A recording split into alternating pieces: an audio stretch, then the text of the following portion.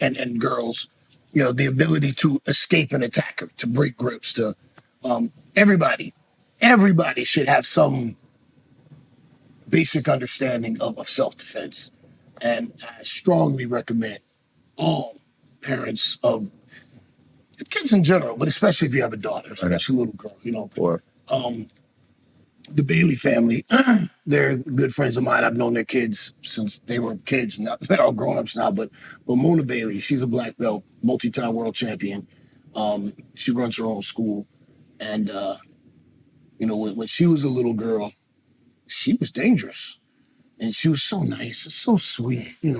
But if you put your hands on that girl, you might not get your arm back. Right on. Saying, like, That's up, right up. And now she's a grown woman.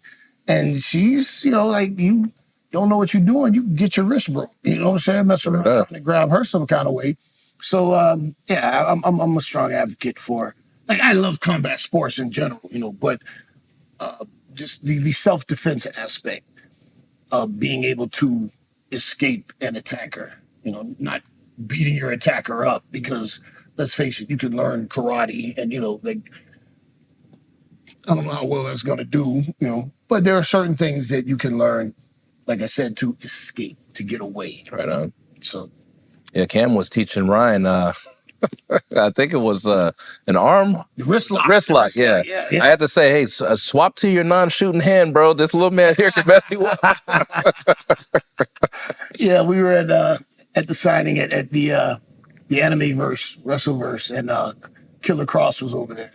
And I think he's a brown belt. Oh, okay, right on. I don't know if he made it a black belt yet, but I know he was a brown belt. I know he's active in MMA training, grappling, teaching. And I told Cam, I said, see that guy over there? Go ahead, just go wrist lock him.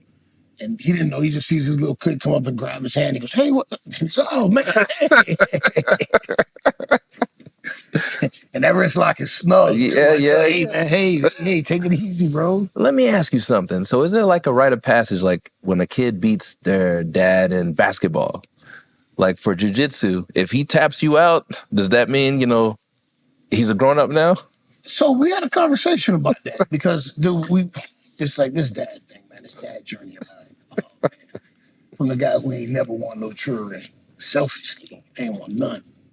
Now I just want to be the cool uncle that swings through it now and again, drop some presents off, hangs out, and I'm gone. Yeah, now did you potty before? Did you potty? Have you pottied yet? Potty trained.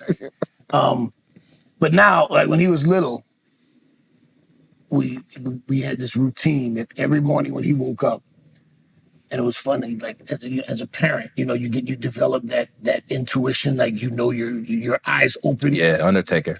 You know the kid's up, Yeah. And every time I would sense him just before my bedroom door would open, and he would try to sneak me, and I'd be and he'd be, But sometimes my door would I could hear the feet coming down. My door would blast open, boom, and he'd dive on top of the bed and attack me. But it was pro wrestling when he was little, But then once he started grappling and wrestling, then it changed to like real jiu-jitsu now. And he's doing goon stuff across the nose. And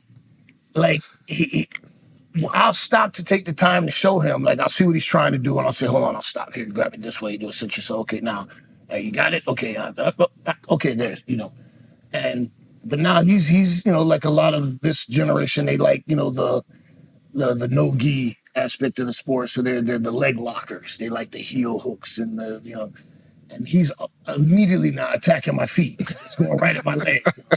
Because he's gotten snug with those ankle locks and heel hooks, And it's funny because I told him, I said, okay, here.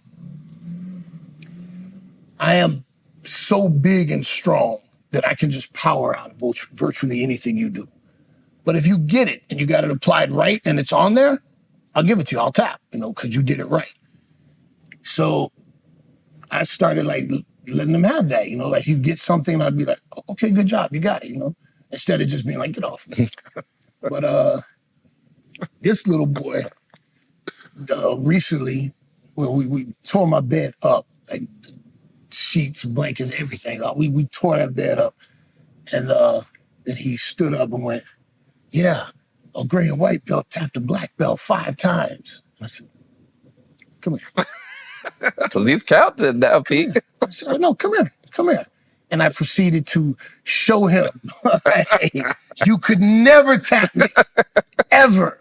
I'm explaining to you, I'm giving this to you as a reward for doing it right. You ain't tap me, little boy. Like, yeah, no, let me show you. And then he's like, oh, okay. All right, Daddy. Okay. Yeah. No, come back here. No, you no. We'll teach you a little humility. 10-4, 10-4. So now, seriously, like he's 11 and he works out, he's strong. Yeah, man. Like, I say, man, by the time he's 14, 15, yeah, he might. Oh, so soon. Yeah, it's coming. It's coming. Pretty soon. I'll be tapping for real. Yeah. It won't be a gift. He'll get me soon. We're not far from it. And when that day comes, when that day comes where he actually legitimately catches me and I tap, that's gonna be like, oh yeah, right, it passes. Yeah. Like, okay. Yeah. You grown now. All right. No, you ain't grown. I'll still whoop. I Still got them hands. Yeah, you ain't here yet. Like I said last week, power's the last thing to go. Dag, still knock you out. Right. Knock you out.